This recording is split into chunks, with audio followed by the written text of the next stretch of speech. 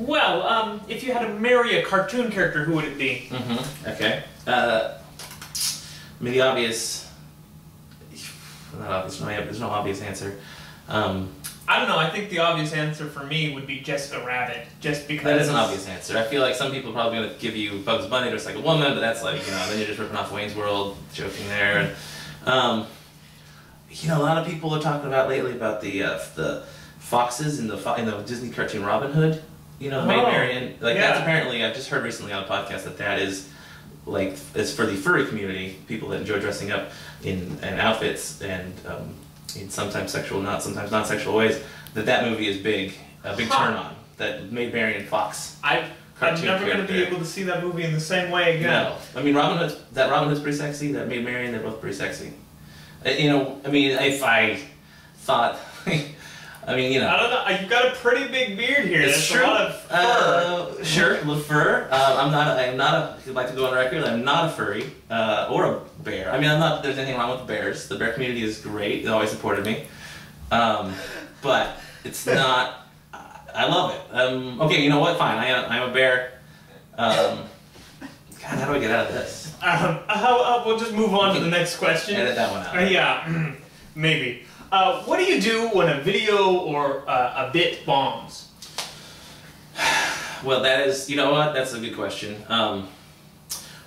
Sometimes when we try to travel outside our comfort zone, and the CinemaQueso comfort zone is scientists. We have a lot of videos with scientists, a lot of videos with wizards.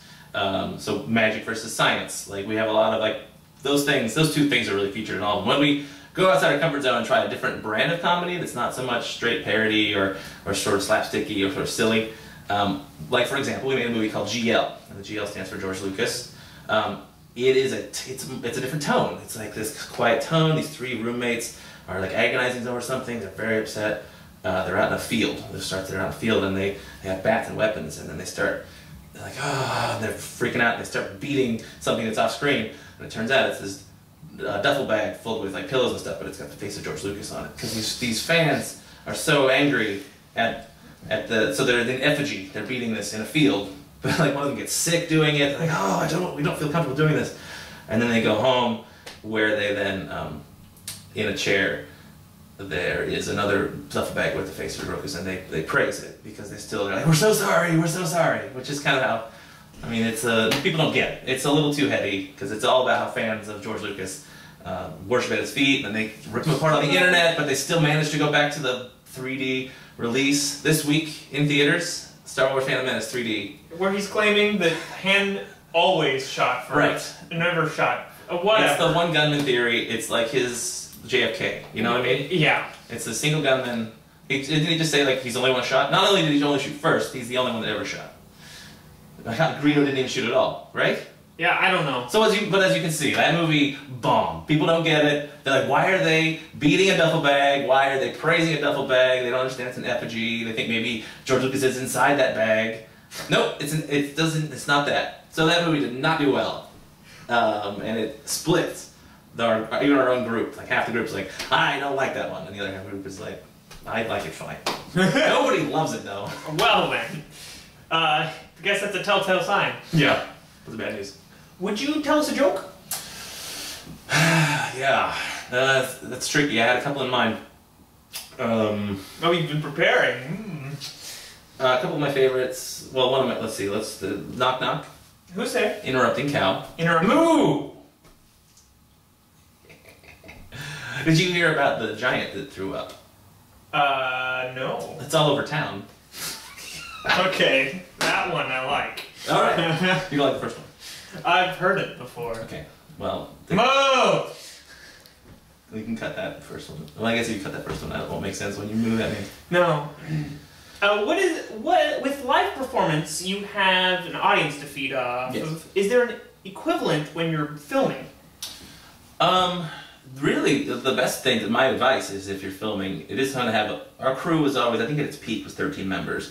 And we're always like-minded, and so we were always trying to make each other crack up. And I hear that from even the successful viral video producers like The Lonely Island and those folks, like, that if you just make movies that crack you and your friends up, there's definitely an audience for that. Like, there's definitely other people like you in the world, and so if you can, yeah. And then like we're always trying to make scripts better. Right now, I have a new group that I've been helping out with. There's a project called Dumb Geeks, and it's sort of these really brilliant guys who are like really good at inventing, but they're really idiotic in a lot of other ways. And it's this new web series that's kind of coming along right now. And we usually on set are always trying to improve things in the script with one another on set. Okay. And then, you know, you can take feedback from, once you post stuff, you can take feedback and try to utilize it from people that watch it online. But you don't really get any constructive feedback online, let's be honest. Unless you think, you know, and you can bleep this, but unless you think fag is constructive criticism on YouTube, then no, you're out of luck. That's right. Pretty much what 90% fag comments, that's pretty much what they say.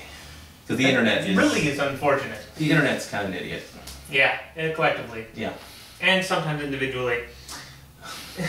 That's true.